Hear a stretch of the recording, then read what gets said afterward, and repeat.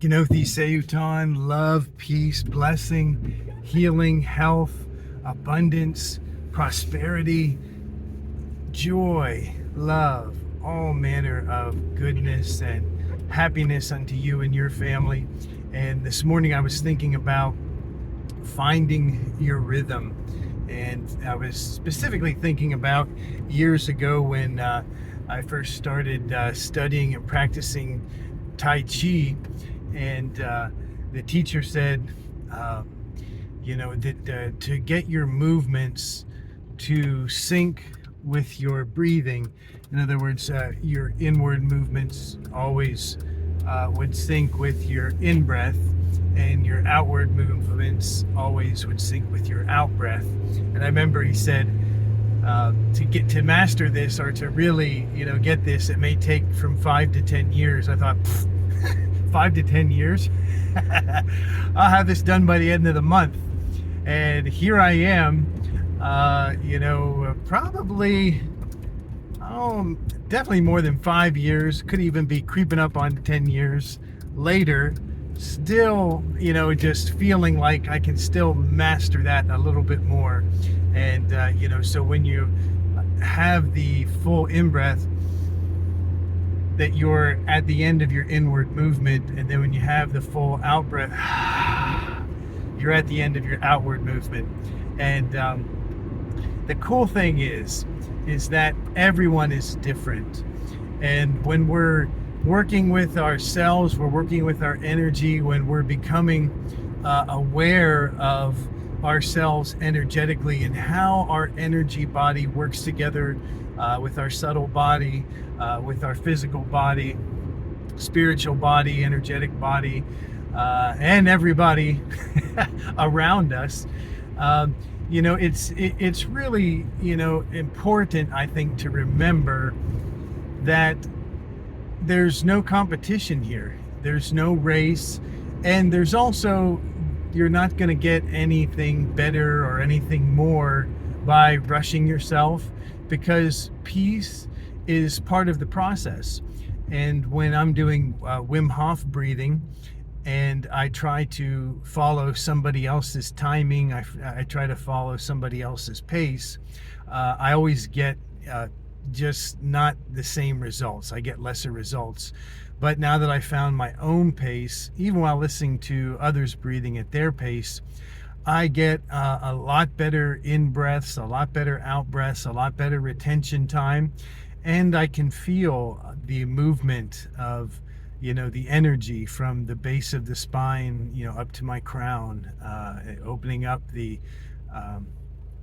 my third eye, the pineal gland, the third eye chakra, and going up to the crown. And when you do that, you can really feel the energy moving. It's called the Kundalini in some traditions, but you can really feel the energy move, and you can feel it once it gets up to your third eye and your crown chakra.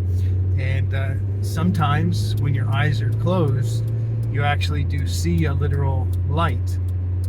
And so, but this all only comes when we find our own rhythm and are not trying to copy somebody else's rhythm or compete with somebody else's rhythm. That's the cool thing about teachers.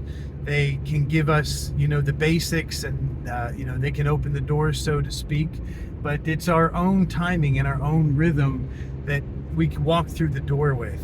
And that's cool. I mean, that's because, to me, it removes all competition. It removes all form of, making one person look like they're better than somebody else, or more skilled, or, anything that would raise one person up above the other. But there's nothing wrong with raising up. But when you have to push somebody else down to be lifted up, that's toxic, it's parasitic, and it just leads to other limits. But when you can be free enough to find your own rhythm, and it's really cool too when you find or you come across the true masters, while they explain the possibilities and the things that you can achieve, most of the time they're not showing off. When you think of Wim Hof, he likes to laugh and goof around and make other people laugh. But other than the example of showing somebody, how he does it, you don't find him showing off. You don't find him, showing. Even when he's doing leading breathing, he doesn't hold his retention time for as long as he can. Or I don't think he even mentions as long as he can hold his retention time, which I'm sure is much longer than most of us. But the real masters are like that. They recognize that, hey, I'm teaching for the purpose of, helping my students to get it, to get the point, to understand how to do it for themselves.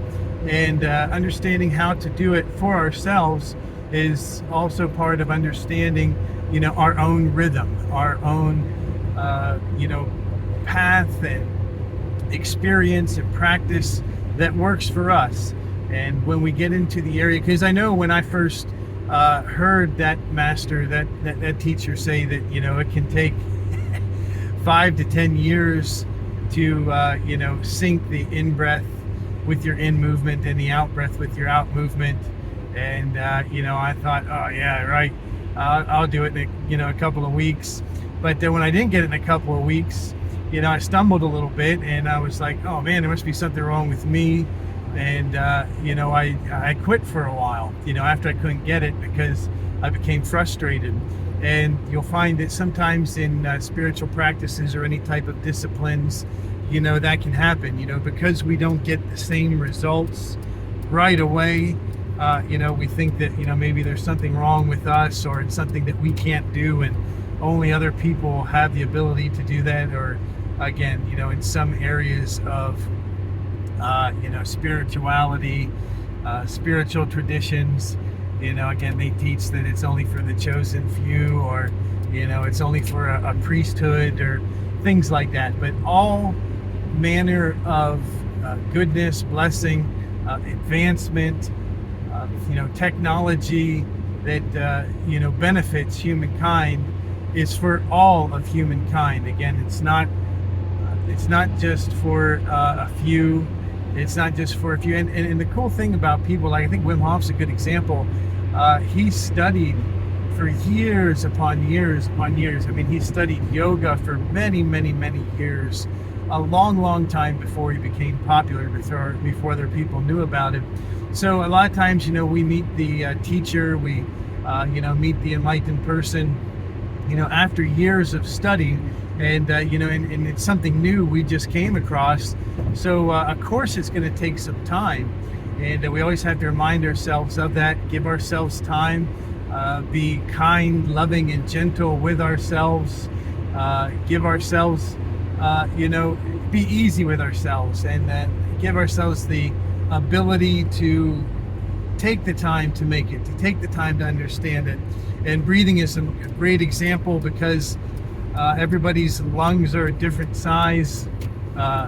People have different types of issues sometimes going on in the trachea and bronchial tubes. And sometimes while we're beginning to breathe and learning to breathe and practicing breathing disciplines, we're actually healing those areas of our lungs and of ourselves. And that's more important. That's more important than being able to do a movement perfectly.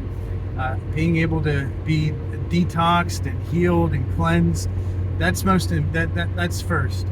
And when we can recognize that, something like that may be going on inside of us, and that we don't have to compete with somebody else to be good enough, and that we can find our true rhythm.